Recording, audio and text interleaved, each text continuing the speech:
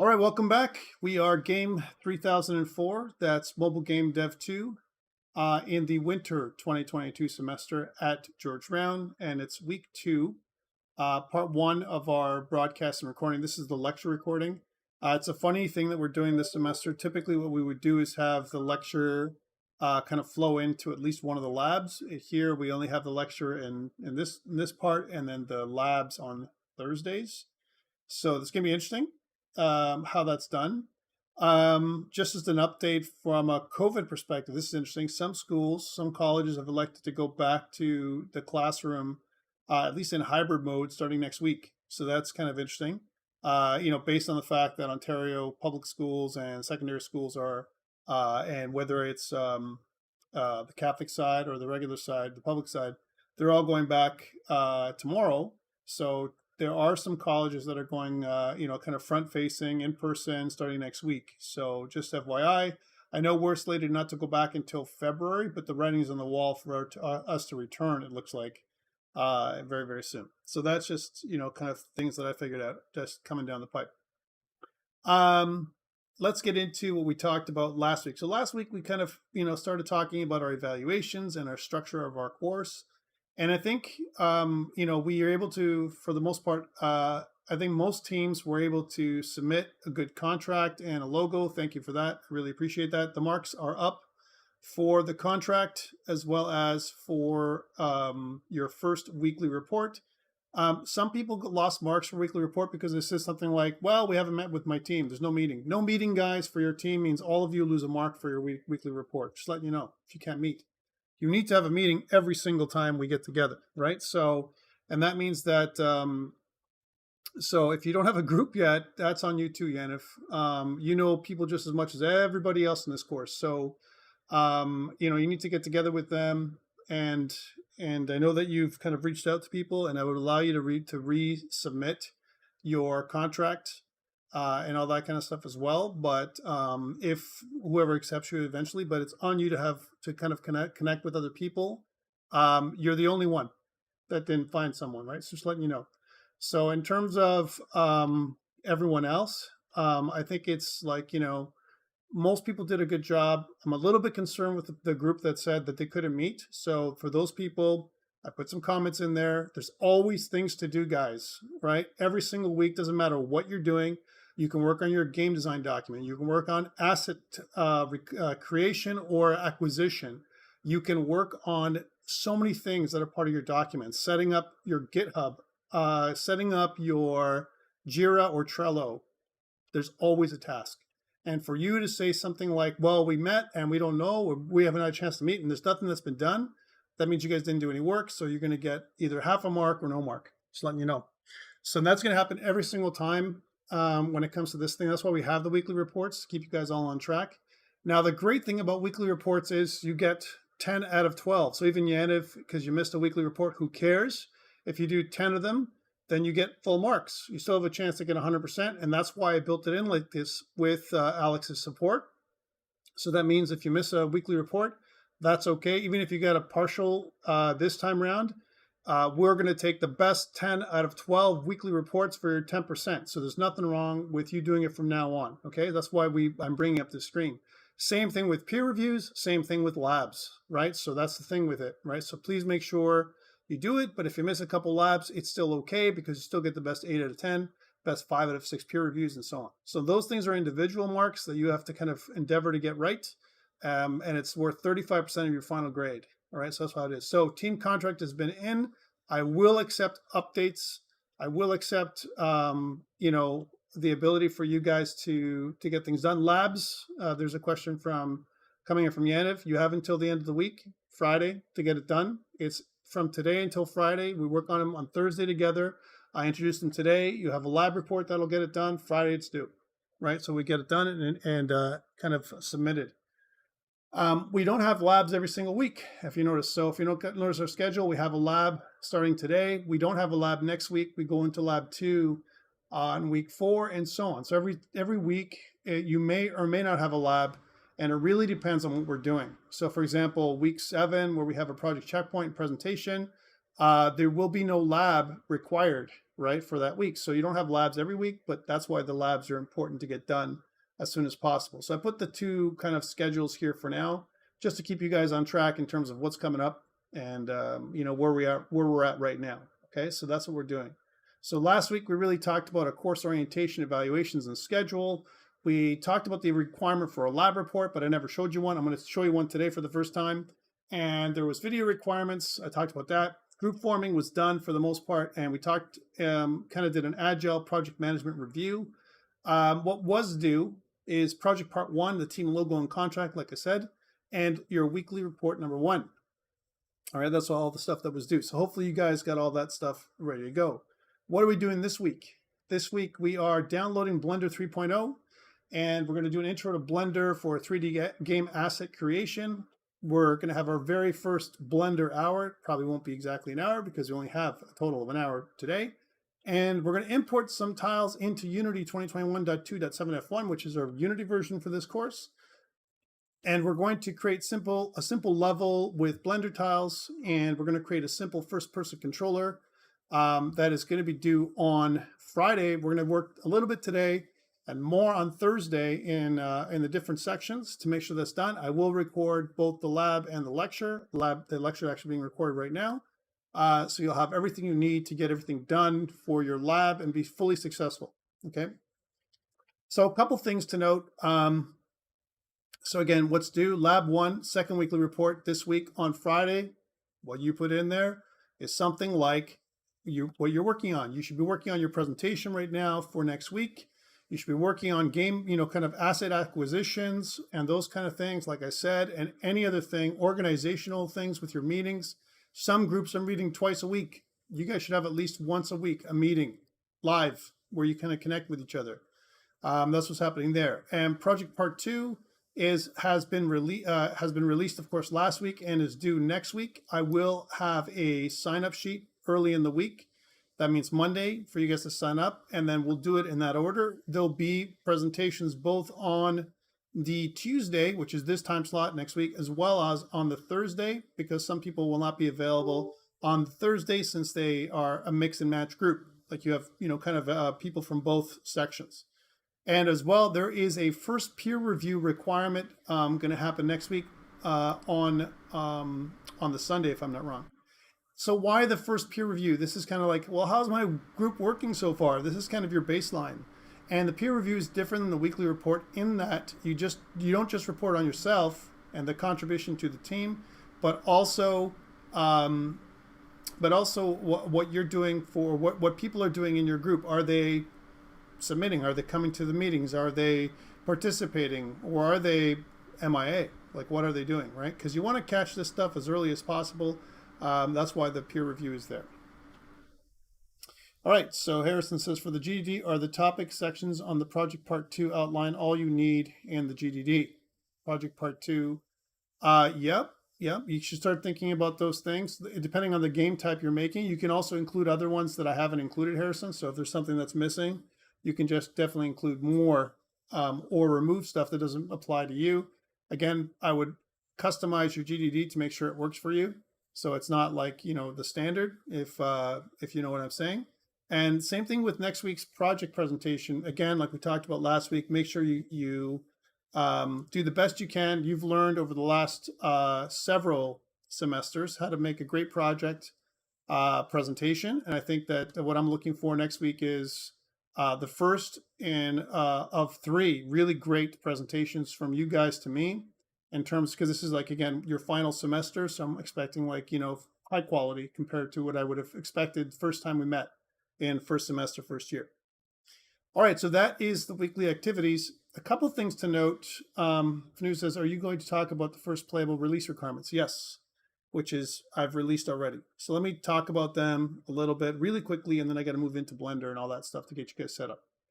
While we're talking, please download and install Blender 3.0. So you can see the Blender page at blender.org. There is a download link for Blender. Please install that as soon as possible. So that right here, this is you go to the Blender kind of page, and then you download Blender 3.0 and install it. So that way we don't have to wait for you to do that when we're going in the meantime, yeah, sure. So again, yeah, and if you just go to blender.org, download. It's pretty simple, but sure, there it is. And when you get there, Vincent beat me to it. So that's awesome. Let's go to the next part. So I'm going to talk about the project part 3 for his playable release. Now there are a lot of requirements. Why? Because this is due not next week, but the week after, which means from now until next, the week after, this is your first sprint that you're going to be doing for your first release. Okay, it starts today, and that means that this is due Sunday, February 6, 2022 at midnight. It seems like it's far away because it says February, but really, it's only a couple weeks away, right? Believe it or not, February is going to roll into us very, very quickly. So what do you need for your first playable release? You need 50% of all your assets, graphic and sound assets acquired or created. You need a camera controller or a character controller working appropriately for your kind of game. Collision detection and basic physics should function. Enemies should be present and semi-functional. And this means AI sensing and pathfinding is required for this release, at least pathfinding when it comes to nav mesh. Creating a nav mesh agent, which is no problem. Your group will create the second official iteration of your game design document, and these are the common requirements that all groups are required to create. So a menu screen with appropriate UI elements, and the load game option does not need to be functional during this release, but all the other options, new game options and exit should work. The option screen will be partially functional, and the one you want is the audio options for it to work. So you should be able to raise and lower volume for your sound effects and music. That should be functional for this release. Gameplay screen, and this is where all the action happens. You're going to lay out most of your level. So again, at least 50% of your level should be laid out by week 4 at this point. And you're going to position your player's avatar camera on the screen in appropriate start position. You're also going to have enemies that should be placed in the level and should be semi-functional. And again, for this release, you must include an appropriate skybox, lighting, and environmental assets. Okay, so all those kind of things are the things that you need. Oh yeah, AI day 1, that's right. And a game over screen, because you guys know about AI, you guys took AI, and the stuff that I'm talking about is just your nav mesh agent, which you can with a few clicks and a little bit of script make go. A game over screen, this will display the player's final score. And other assets, other visual vital statistics. You'll have a play again button or some kind of way of returning to the menu. And the game over screen should indicate if the player has won the game, and you can kind of determine what that condition is in the game itself. Your game must include an inventory system. And there's a couple ways to do the inventory system that I've been asked for by some groups through email. One of them is you could have an inventory system that looks very much like Minecraft. So, like little inventory that pops up with a button or key press on the screen. Or you could kind of have one where, especially if you're doing a tower defense game, where you run over your assets and they pop into an on-screen inventory.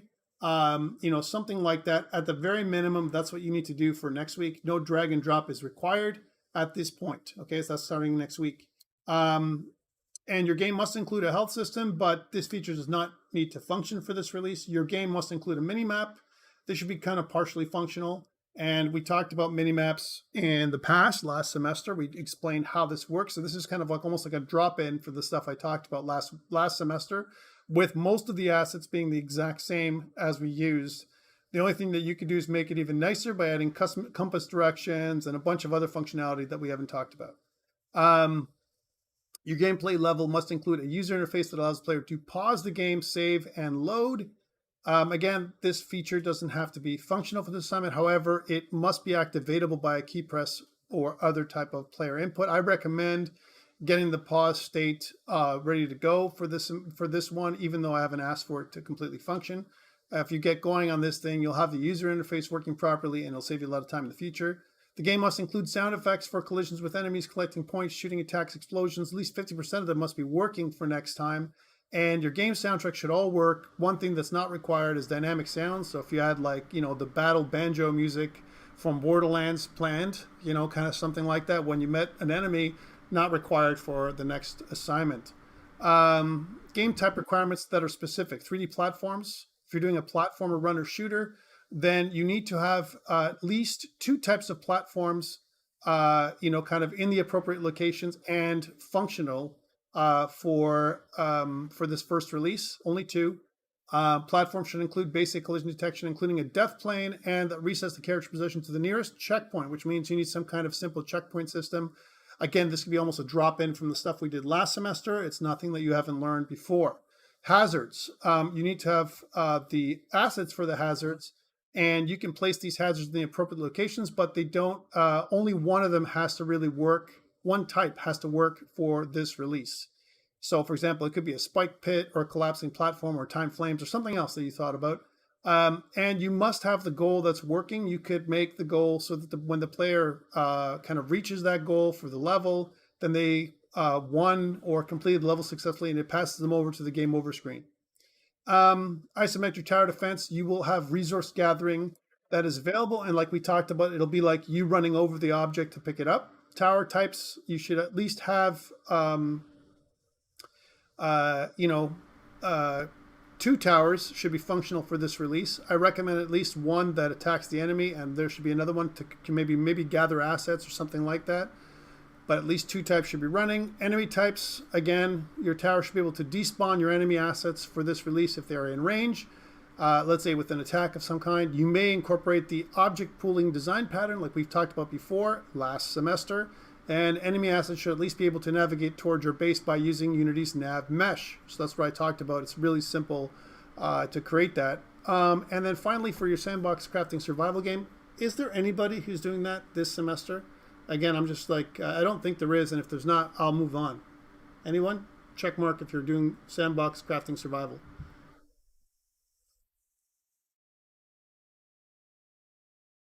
Yeah, so in other words, if saving and loading doesn't work, but checkpoints, you should have a checkpoint system like we talked about last semester.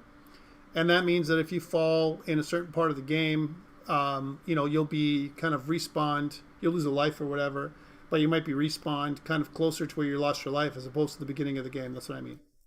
All right, so if there's no one doing sandbox crafting survival, I'll leave this out. I'm going to put it here just in case for anyone else in the future. You need to make your second draft of your GDD with the stuff listed here, demo video, as well as version controls required and project management, either Trello or Jira, a little screenshot of your product backlog, and so on. That's what's required. And that's coming up in a couple short weeks on Sunday, February 6th. Questions around your Project Part 3 release. Again, hopefully you'll be on track for all this. And this is why I recommend having a larger team of at least 4 to 6 people. Anything less than that, in my opinion, it's going to be too busy. You got other projects going on, guys, and everyone should be doing something. Project managers out there or producers. This is where your leadership value is really going to come into play. What I'm really hoping is that you will, kind of divide or have that division of labor happening where everyone does something for this release for you to become successful. 5 to 10 minutes max for everything, for the entire video. You don't have to be that crazy. You're just showing me your details, and then you should be able to get it all done. Questions? Any other questions related to the Project Part 3 first playable release? It's going to be a proof of concept for you, right? Because this is the first thing you're going to make with your game, and it'll galvanize you to get, things going. Okay. No code. I don't care about code in the video. Yeah. Wait, is it a video or are we pretending? This is for the not next week, but the week after, Vincent. This is like your actual first playable release. You're making a video. You're not presenting it live next week. That week. The next live presentation is going to be mid-semester on week 7. Okay. Well, you'll have more requirement by then. Okay, just letting you know.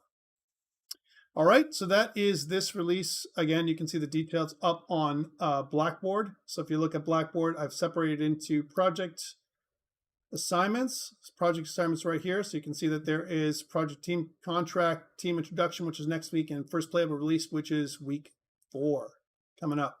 You also have a labs section, which I've posted your lab with the lab report that we're going to be talking about very soon, as well as your peer reviews. There's a peer review 1 and a weekly report. And there's weekly report number 2 that's been posted. Every week you'll see another one come up, and you'll be required to submit the details. If you forget to submit your weekly report, and you won't get a mark for it. Okay? And that's how it goes. Any questions before we continue? All right, so yeah, you guys have a lot to do. I think there's exciting times ahead. I'm looking forward to seeing what you're going to come up with. Just an FYI, another piece of admin before we move on to some Blender today. It won't be a lot, but there will be some. If we go to your groups, I just wanted to mention that I did rename all the groups with the names that you submitted on your contract. So all the names have been renamed here.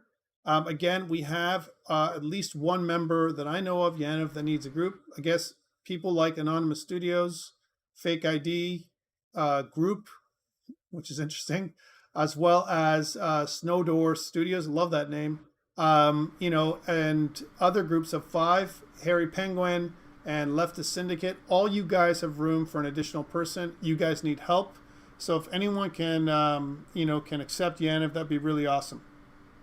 Okay, so just letting you know, please get it done today, guys, because I don't want to leave Yanov out. If I don't have a group for Yanov, I will teleport him in to a random group, and that's not what I want you guys to do. I want you guys to pick someone. Eric, if Eric needs one as well, then please, again, Eric and Yanov, you can make a group of 4 into a group of 6. Guys, you need the bandwidth this semester, you know, believe it or not.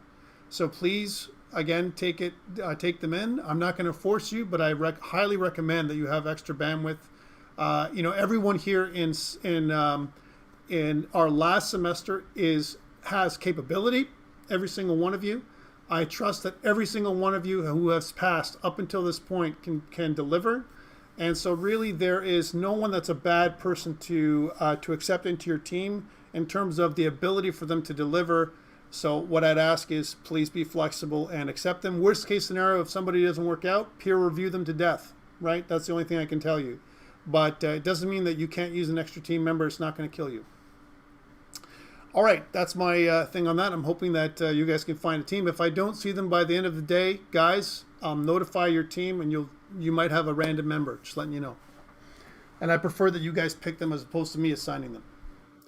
All right, so there you go. So that's this, and let's move from that. Of course, I will send an email.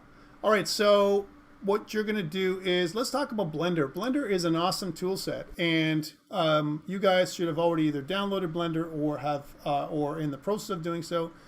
Blender, although we are not a design college or design program, sorry, actually we're not a design program. We definitely are a design college. We do design work as well. Your program is programming. It doesn't make any sense for you guys not to know how to handle 3D assets, how to bring them in, and even some creational idea, right, of how they are made. And so that way you can address how they are being used. And you should have had that already from your OpenGL class, where you should have loaded things like, you should have created an OBJ loader and so on. Those kind of things are the things that you should already know how to do. And you should have either touched Blender in the past or have heard about it by now, especially in 6th semester. So let's talk about that and see how you use this. So I've already downloaded Blender, and my assumption is that you have it too at this point. Fastest way to access Blender is you right-click on Blender, and I recommend you run it as an administrator. It will launch way faster than if you had Blender launching on your own, right, as a non-administrator. You can see when Blender comes up, there are a number of things that you can do. For the first time, you'll be asked how you want to install Blender and what kind of shortcuts and theme that you want to use. One thing I've added for you guys is up on Blackboard. I've included a couple things to help you, since this is not a design program. Inside of your course documents in week 2, I've included a super easy beginner tutorial for Blender, which is 16 minutes. If you can't do it today with me, or if I'm going too fast for you or it doesn't work for you, I think something like this is great. He talks about a tour of Blender and how to make things work and so on. And it's a great reference. This guy here also produces videos for all kinds of stuff, hard surface modeling and so on. And I think it's great to follow the tutorial series so you can get up to speed with creational tools. It's about 200 megabytes, Abdul Hakim. So about 200 megabytes, 203 I think it was. So that is the tutorial. The other thing I want to point you to is this. I also put a link for the Essential Blender 3.0 Keyboard Shortcuts Cheat Sheet. And if you're using the standard Blender, tools, you can leave this up. I recommend you leaving it up. And sometimes I'll mention a shortcut key and so on, or there might be something I want you to do, like I want to see the project sidebar with the N key and so on. There's a bunch of stuff here that you can do to see everything inside of Blender. And there's some shortcuts that are going to be different than mine. Some of them are going to be the same. I'm going to use the older shortcuts, but I'm also going to show you a couple ways to access the same things. And you can see that, for example, G to move an object, S to scale, and R to rotate are all going to be the same compared to what I do. So I think it's really cool. And all the assets are, most of the important shortcuts are here. You can see there's quite a few. All right, so that's pretty cool. You can also download the keyboard shortcuts cheat sheet right here. And I think it's important that you have something like this to make you go faster and faster as you go, because it does waste a lot of time if you have to use the menus when it comes to an asset creation tool. Okay, let's make use of Blender. So Blender, what the heck is it? You have an outliner on the right hand side, which is very similar to a hierarchy. This is a, I'm going to talk about this as a crash course in Blender right now, right? So hierarchy is on the right, top right corner. On the bottom right area right here is a panel that has several hidden tabs. And there's many of them that we're going to get in, some of them this semester, but we can't obviously access all of them. This is not a creational course or a design course. But the one that we're going to use today is the material tab, and there's also the textures tab. You guys will know about materials and textures because you've done OpenGL and kind of 3D, a course on pure 3D, as well as DirectX. You should have access or know about materials, which house shaders. There's your principal BSDF shader, which is right here. You can do this with visual scripting, so you can use node-based shader creation in Blender. Except for us, we're going to make it very simple. And there's also a texture. You can add texture slots to your material. So that's the thing we're going to be looking at today. And there's many other things that are hidden here. You have different ways of looking at your viewport on the top corner. You can see I can look at it as a wireframe. I can look at it as fully solid as well as shaded. We're going to get into shading at the top. You can see that Blender is different in terms of the way it operates, because if I click on the left-hand tool, which is the move tool, you can see that the blue arrow is up. And so for sure, Blender has a Z up, which is different than Unity. All right, so that's a lot different than what we had before. Okay, so Z up is way different than Unity. Unity is Y up. One thing to do is if you want to orbit an object in Blender, you can use you have to have a 3-button mouse to make it work properly. You can do things without a 3-button mouse, but I highly recommend you at least buy a 3-button mouse for anything you do when it comes to modeling in Blender or any other modeling tool that you're going to use in the future. So if you're using your trackpad on your laptop right now, please, it's not very expensive, order a 3-button mouse from Amazon. We're going to do this a couple of times this semester at least, and it's just going to slow you down if you can't do it. So we don't want that. One thing to note is if I press the middle mouse wheel of my 3D mouse, I can orbit around the object, similar to what we do in Unity when we're orbiting. If I press the Shift key, as an example, the Shift key and the middle mouse wheel, again, I can pan, so I can pan over, kind of move it up and down. And there's different selection methodologies for Blender. One of them is, in the old way, 2.79, and before that, it was right-click for selection. Now you can select either left-click or right-click, and a lot of that is configurable when you first start Blender. You can also change it in the Preferences area.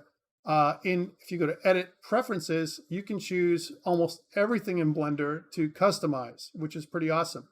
As an open source tool that's been adopted by Ubisoft and other large AAA studios out there, I think it's pretty awesome to learn. And I think it's another step for you guys to understand how you bring in 3D assets into Unity, which is what we're going to do today. right? So, or try to do some of, we're going to start doing today, and then we're going to finish on Thursday.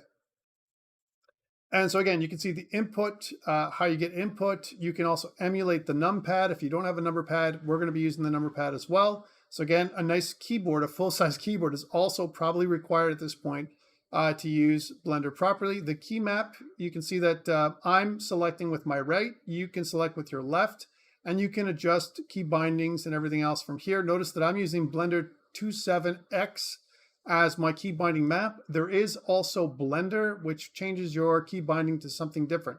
So if you want to do what I'm doing, choose Blender 27X, or you can stay with industry standard and stay with Blender. If you are using Maya or you've used Maya in the past, you can choose industry compatible, and you'll have a lot of the Maya shortcuts come up here as well. So if you're someone who uses Maya in the past, which is pretty cool.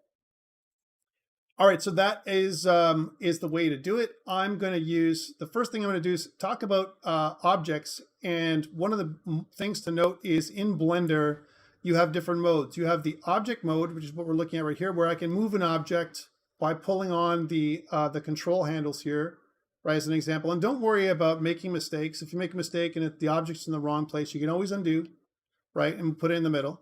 Sometimes what we want is the numeric transform menu to come up. So if you press the N key, N for Norman, you can see that this will come up here, and you can actually place the object in the exact position you want numerically, which is really, really good and important for you to do. All right, so that is kind of the first thing you want to learn how to do. The tool menu is also something that you can hide on the left by pressing the T key if you wanted to get additional kind of real estate on the screen. In the outliner, you notice that there is a camera object as well as a light object, which is a point lamp, and the cube, which is on the right-hand corner. You can see that these kind of things we can eliminate. If we want to delete anything, we can do that. We can also hide the objects by going here and pressing the little I on the right-hand corner. Again, super fast, kind of crash course into using Blender. One thing to note is if I select an object, again, either left click or right click, and press the Tab key to get into edit mode. And again, edit mode, you can also go from on the top here. If you're in object mode, you can also use the menus for anything I'm doing here and go into, again, edit mode. Edit mode shows you that all the vertices are selected in this view. All right, so you can see that all the verts are selected here. And remember that objects have three types of properties in Blender, all three-dimensional objects. We have vertices, edges, and faces, and you can decide what selection mode you want to be in. On the top left corner, you can see that right now we are in vertex select mode. You can also choose edge select mode, notice the edges pop up, or face select mode so that all the faces are selectable.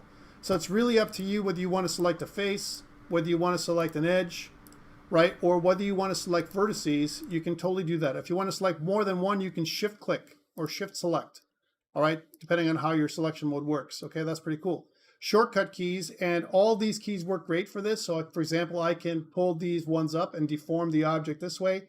I can rotate an object by pressing the R key, and I can constrain any of the things that I'm doing by pressing the appropriate axis after I'm doing that. For example, if I'm pressing let's undo, if I'm pressing the G key, which moves, that's the shortcut key to move.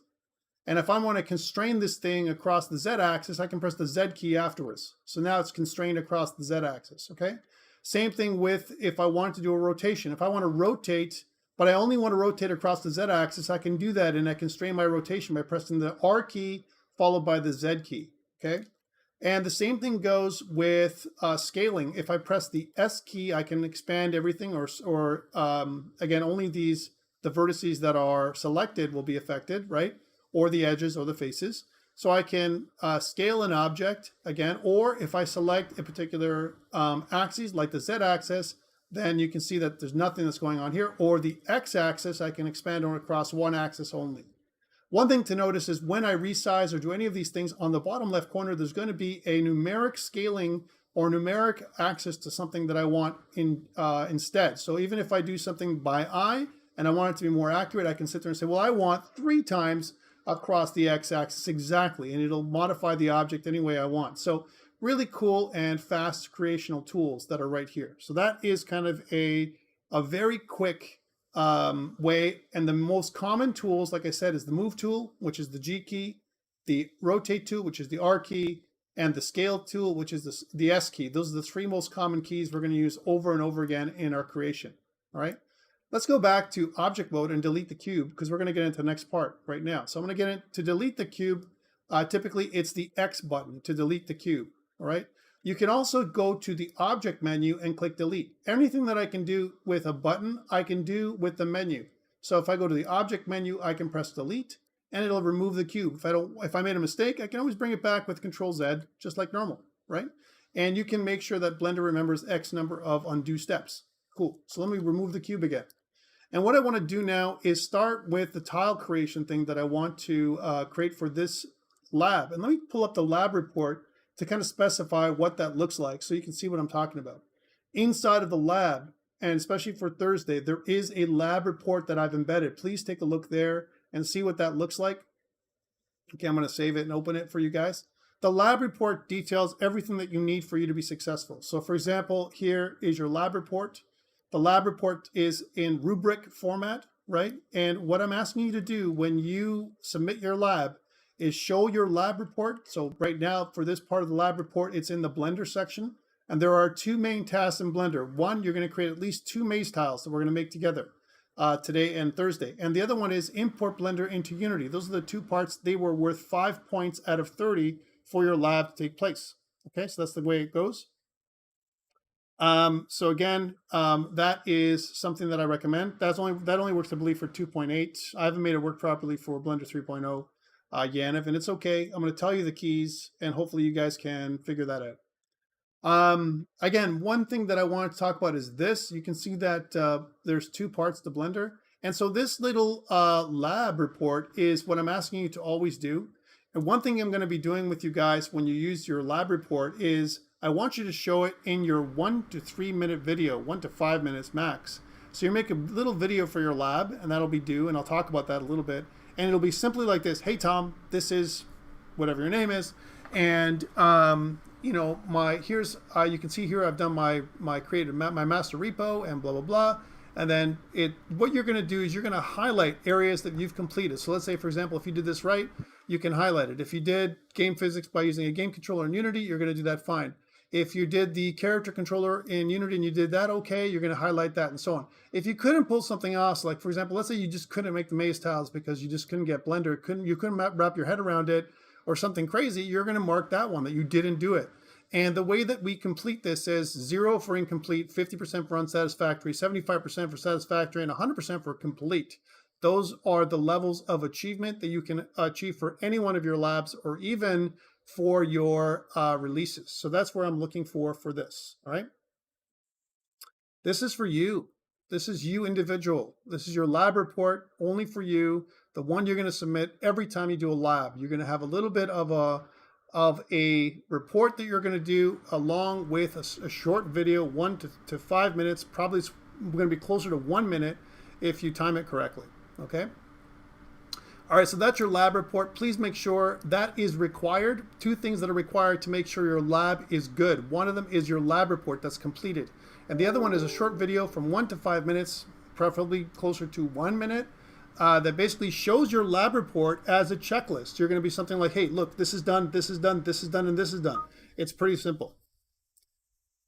Do we show the lab itself in the video or the video just the report? You show me, you demonstrate your lab, and you use your report as a checklist, Mandu. Okay, that's what you do. All right, so that is your lab report. Let's get to doing. So in here, what I've asked you to do is make 2 tiles, right? Which is pretty cool. So do you want us to start a PowerPoint with our student number and picture like last year? That's only for your, the only thing I want for that one, because I know you guys now for the most part, that's only for your group work. Your group work should include your role and all that stuff. For your labs, I don't need that right now. All I need is the lab report, at least for this semester for you guys. So what I want you guys to do, notice that there is an empty screen in Blender. Let's hold the questions until the end, and I'll try and take it. I only have 20 minutes with you, so I want to make sure this is good. Not even 20 minutes. So what I want to do is start by adding a plane. And what you can do is you can go to Add, and there's on the top, you can select plane. You can also use the Shift-A control to do that, shortcut keys to do that. I'm going to add a plane to the middle of my screen. Notice that the size that comes up here, normally it's like this. You can decide on the size of your plane and the dimensions. And what I want you to do is I want your plane to be at least 16 meters by 16 meters. You can change the dimensions here. So actually like literally type it in 16 by 16. So that's what I want you to do, please. 16 by 16. There's your plane. All right. And are you with me? Have you added a plane? Have you made it 16 by 16? Check mark if you're with me, X if you're not. Let's do it, guys. Go, go, go. I got 6, I got 7, I got 8, I got 9. There's like 50 of you. Come on, guys. I should have like way more than that. Arctic, what's going on? Guys, I want you to use the reactions here in the participant panel, not in the chat. There's too many of you for me to see. I got Hardik, and I also have, who else has a problem? Justin, why do you guys have a problem? Did you guys download Blender? Talk to me, guys. Watching right now. Do it later. Okay, no problem. All right, so if that's your case, I'm going to move on. There's more than half of you that are doing this right now. This is pretty cool. I'm just going. Thank you for that. Thank you for that feedback. Let's move on. So now that I have my plane, I want to put this in orthographic mode from the top-down view. You can press your 7 key on the numeric keypad, right? So that's the thing you could do. You press 7, right? Let's do that. There's 7. Or if you can't press 7, and because you don't have a numeric keypad, you could always go to View, and you can go to Viewpoint, and you can go to Top. That's the way to do it from here through your View menu. And of course, my house is going to burn down because people don't know how to use the fan in my kitchen. I don't know what the heck. Right? Top for this one. There we go. So that's how you get to this point right here. So this is the view you want. Orthographic View is great because it allows you to look at it from one perspective, and it reduces the amount of noise that there is from looking at an object in 3 dimensions. All right, so orthographic view is the way to go, and we can see that that's what it looks like. What I want you guys to do is shift into edit mode now. Edit mode, and from here you're going to go into edit mode from here in the menu. You can also go there using the tab key. When you're in the tab key, you can see that all of the vertices here are selected, and I'm in vertex select mode. If you're not, and if you're in edge select mode or face select mode, please move into vertex select mode. If somehow your vertices are not selected, they look like this, that's okay. You can go to select all, and it'll select all your vertices again. All right, that's what I want you guys to do. And once you've selected all of your vertices, let's get rid of the camera and the light for now. So in the outliner on the right-hand side, what I want you to do is click on the camera so it's off, and the light so we don't see it, so that all we see is the object that's in the middle of our screens. What I want you to do is now we're going to subdivide this thing at least 7 times. So we're going to press the W key, which allows us to subdivide, right? There's also the other option for subdivision is Control E, which also allows us to go to subdivide, right? And as well as you can do the same things like I talked about before. Again, if you go to Edge and if you go to subdivide, there's always a way of getting the same thing. So let's go to subdivide. I'm going to subdivide it on the bottom left-hand corner. You're going to see that the number of cuts is 1. I want you to move this number to 7 and press enter. All right, so 7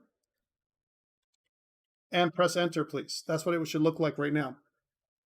Okay, so Control E, or I believe the W key will do the same thing if you're in vertex select mode. Okay, so now that you've subdivided into 7 pieces, we have 4 tiles on the right and 4 tiles on the left, or 4 little little squares, right?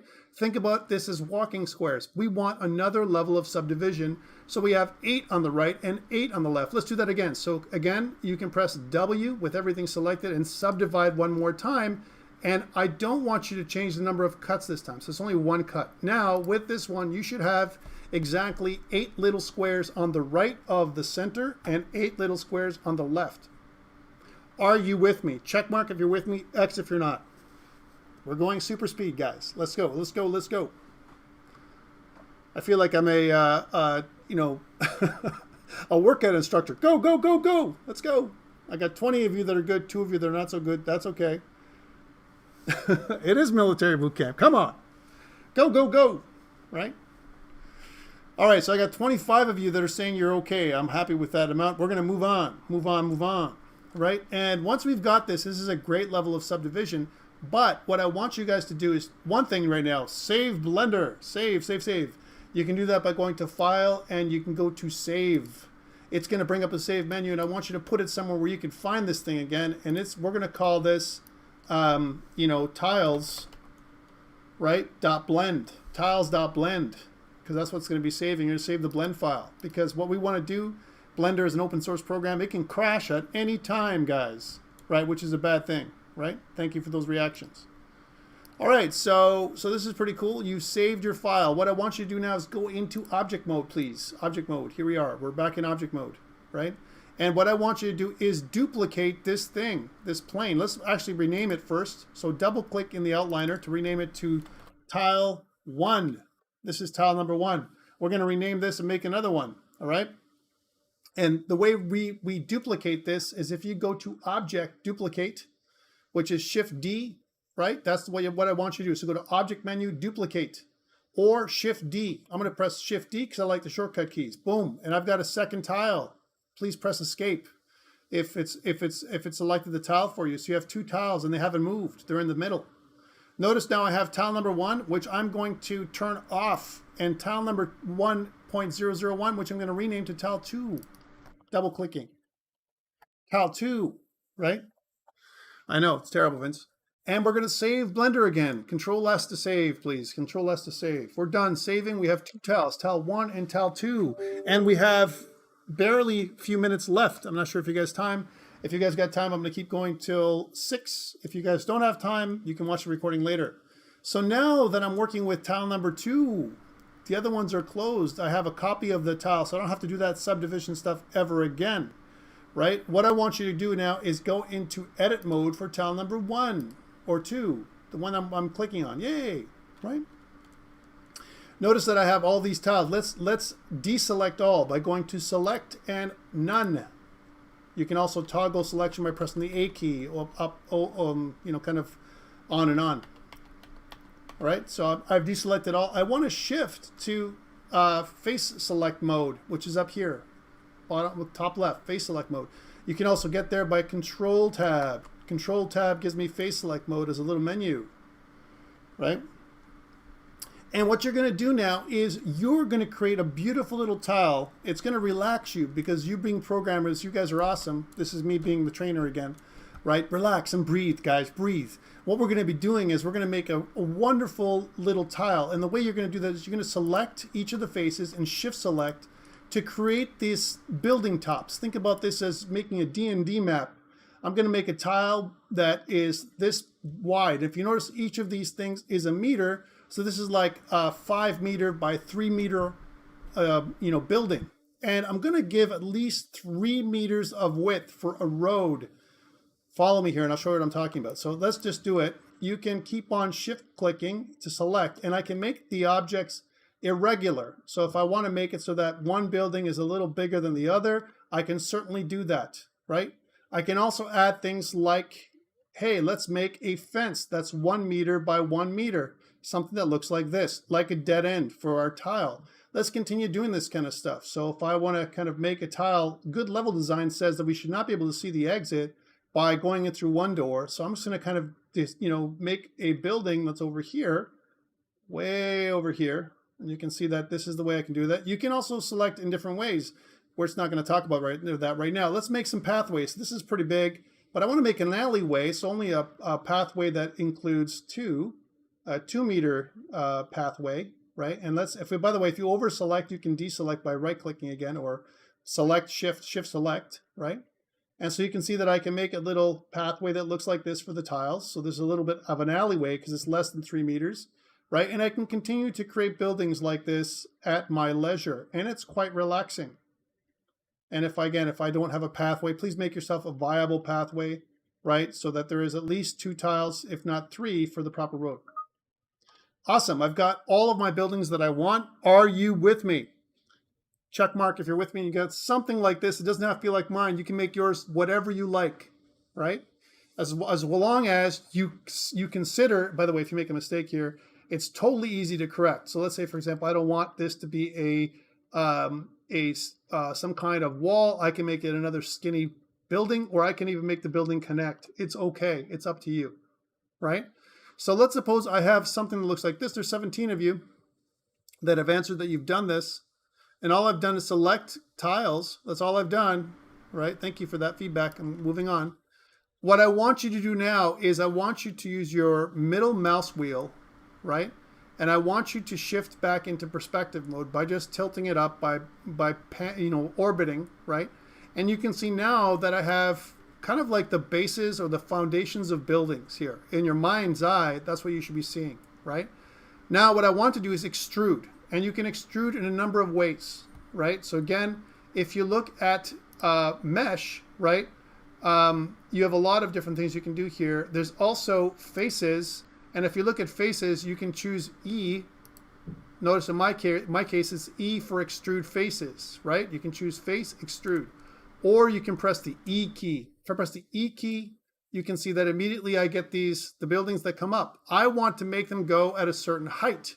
And let's suppose I want them all to be at 3 meters. Put them somewhere where you think on the top right corner, you can see that in the Z over here, you can see the Z-axis is 2.7. Let's change this to 3. If you don't have this little panel, you can bring it up by pressing the N key, N for Norman. Right, there it is. So you can see now that all of my buildings are at least 3 meters high. Let's undo that and check again. So let's suppose that I'm here like this. How do I do that? E for extrude, and then I can pull it up, right, as an example. I can actually press the 3 button to push it up as high as I want and press Enter to accept the changes. Okay, that's how you do it.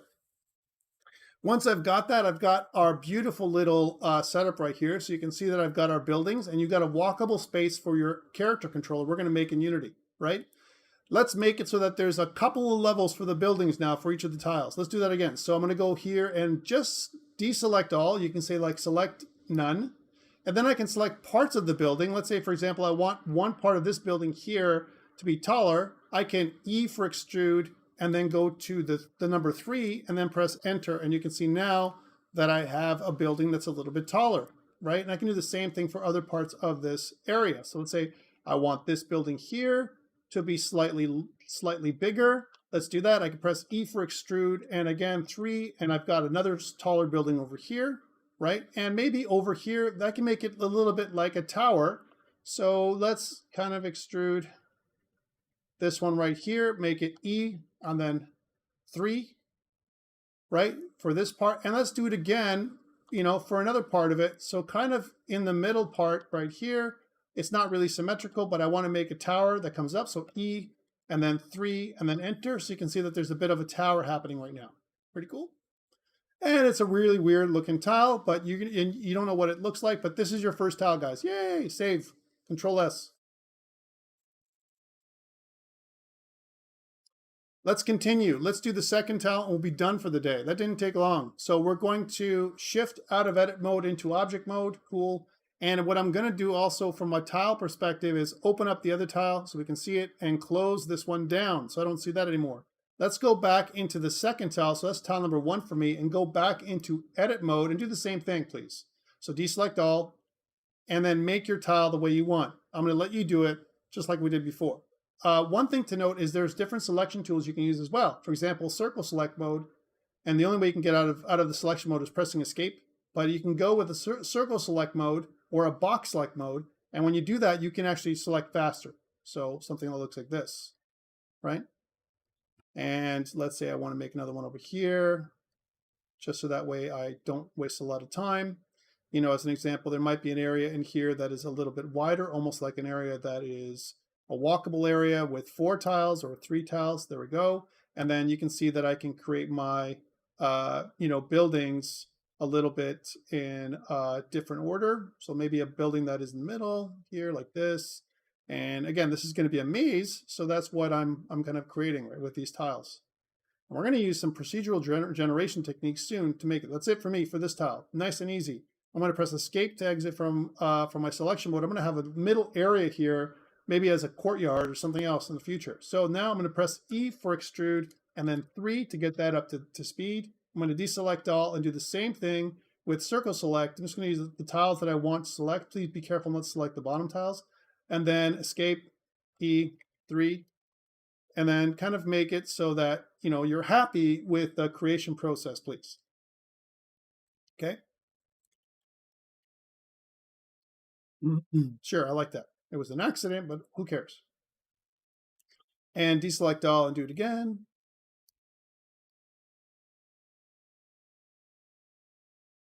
Okay, so some buildings.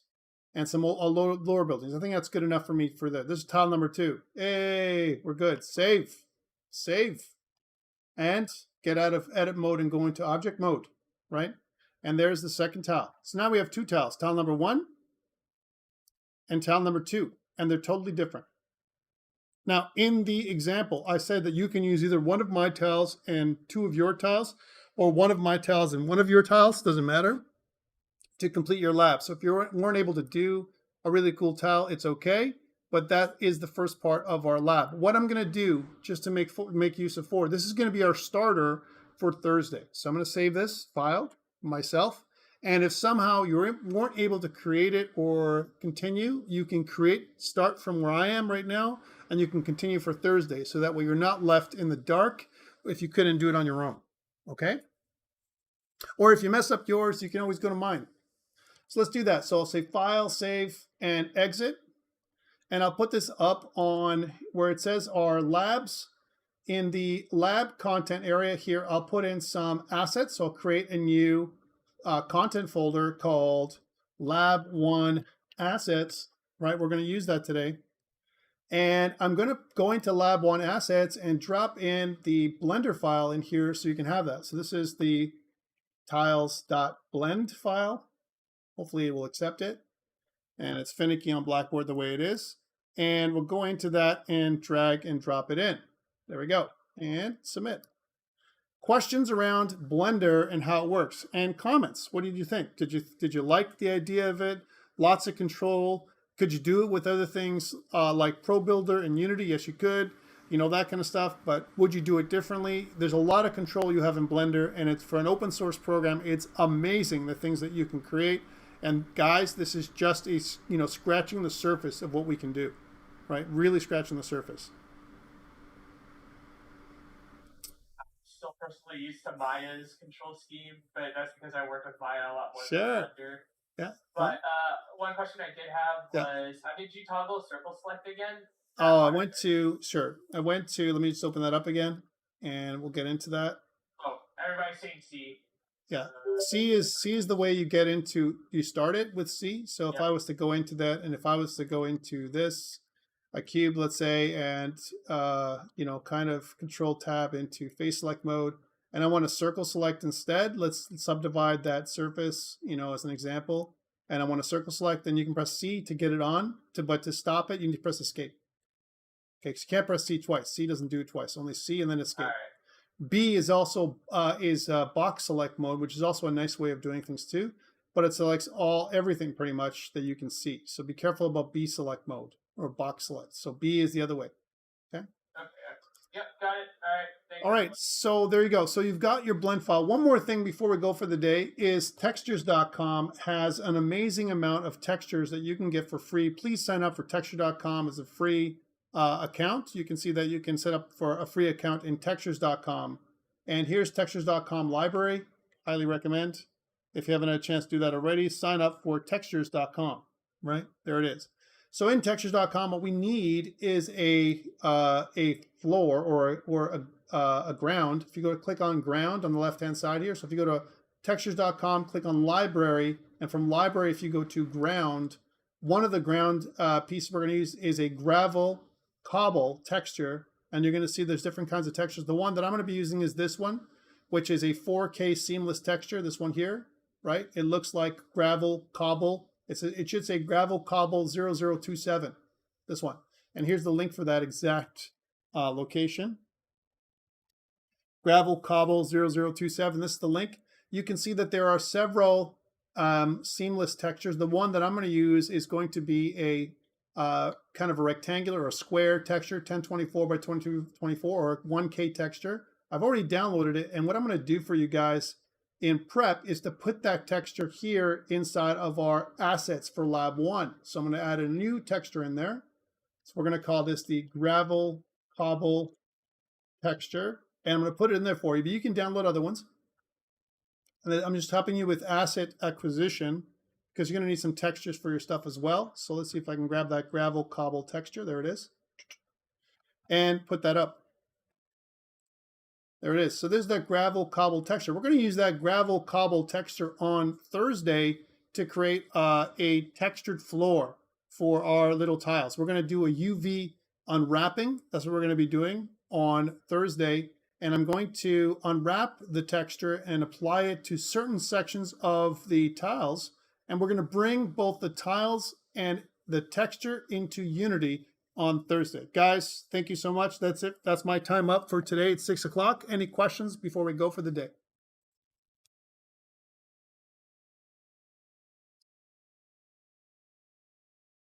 No problem, Justin. Thank you. Harrison, have a great day. Thank you, Liam.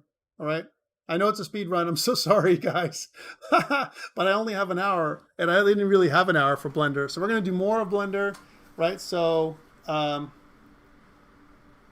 right. You like the therapy? Guys, go, go, go, right? That's what we're doing there. No problem, Mandeep. So again, for the people, there was 2 people that didn't have teams before you guys go. I had Eric that didn't have a team, right? And Yaniv that didn't have a team. Is there anyone that's willing to take Eric or Yaniv? Hopefully one of them or both of them will be assigned to a team that's open, right? Hey Tom, sorry, I keep getting lost in the chat. Eric has joined Team Fake ID. Awesome. He's joined up on the blackboard. I just wanted to check if you wanted an updated version of the team contract with Eric on it. Yes, please. Yeah, I should have it open. If not, then I'll open it up for you later. All right. I posted my Discord in the chat. If you guys can please hit me up like tonight. If anyone has a team of 5 or 4. Okay. If not, I guess Tom will handle it. I'll assign you. I don't. Again, I prefer if someone else just picks you up. But if I have to, I'll assign you. I'm going to stop recording this. I feel pretty black sheep right now. I'm not gonna lie. I'm so sorry. I'm going to stop recording this on YouTube right now. Thank you, YouTube, and we'll talk on Thursday. For the rest of you, I'm here to take any questions that you may have. So any questions around anything we talked about today before we go, I can stick around later.